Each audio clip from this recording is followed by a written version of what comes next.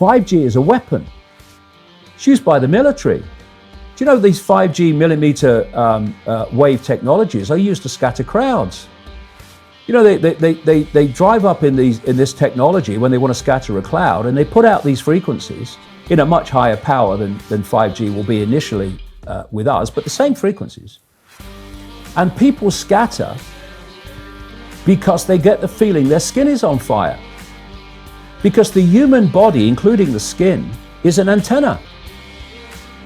It interacts with frequencies and it receives and transmits information. At the cutting edge of understanding of DNA, scientists know that DNA is a receiver-transmitter of information.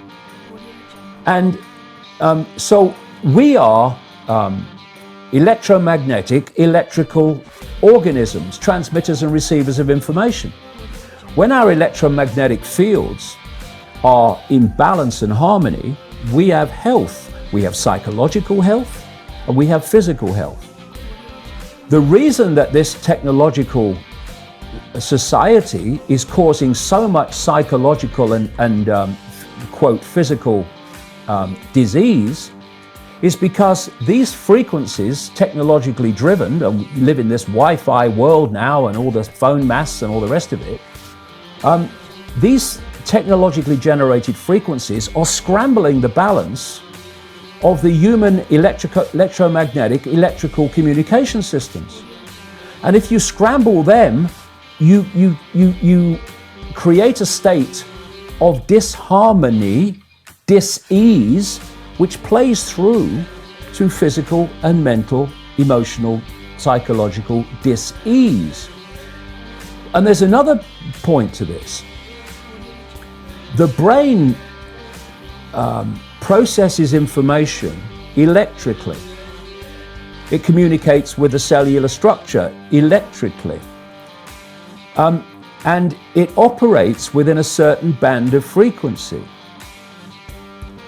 If you can broadcast frequencies carrying information, this technology has long been known, carrying information and perceptions within the frequency that the brain decodes information, the brain will decode those frequencies and will have those perceptions. You can externally, even without connection to AI, although that's the piece de la resistance, if you like, that's the kind of holy grail. But even before that, you can influence people's perceptions externally by broadcasting these frequencies that we interact with, because we are antenna. Okay. Now, some decades ago, there was a guy who worked out the frequencies of different emotional states. This is long ago. I mean, it's very, very sophisticated now. So every thought, every emotional response is a frequency. It generates a frequency, and it is of itself a frequency. Hate is a frequency, and it's different to love. You know, when you are in a room and there's lots of aggression and conflict and hatred, you feel it. What do people say? Oh God, you can cut the atmosphere with a knife in there.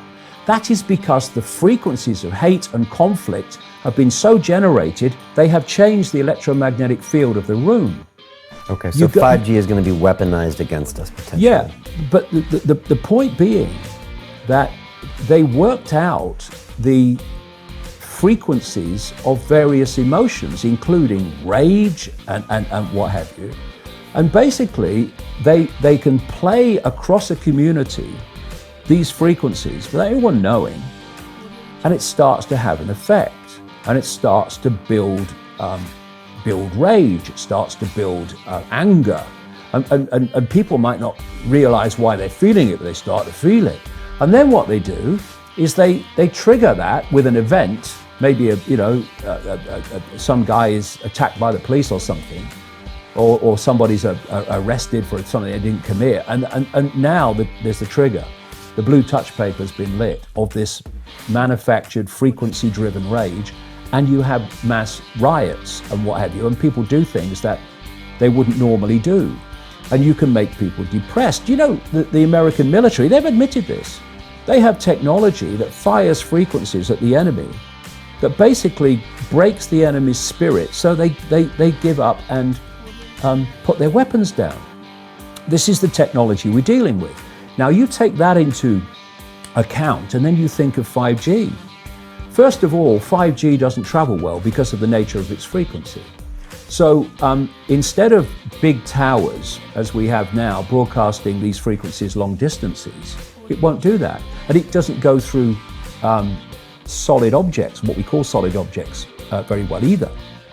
So to overcome that, there are going to be boxes broadcasting 5G, this weapon, down every street, all over the world. You're talking phenomenal numbers of these boxes, broadcasting like on the lamp standard outside your children's bedroom and stuff, broadcasting this stuff. There's no way you'll be able to go where you won't be in a field of 5G. And another interesting thing, I don't know whether you've noticed this, but the story broke first of all in Sheffield when the council started cutting down literally thousands and thousands and thousands of mature trees in urban streets. And there were big protests about it. You know, Sheffield claimed to be a green city, but all these mature trees were coming down, thousands of them. And this is the reason. Sheffield Council has always said there isn't a target for the amount of trees that will be cut down, but campaigners aren't convinced. Now, the worst nightmare, I'm not saying cause and effect, but I'm saying think on it. The worst nightmare of 5G in a street is mature trees, because it can't get through them. They don't want urban trees for 5G because it won't go through solid objects very well at all, and it doesn't travel far. So we're going to have this explosion of 5G transmitters, and then, going back to what I said earlier, and they've admitted this too, there's going to be like 20,000 satellites up there beaming 5G at the Earth.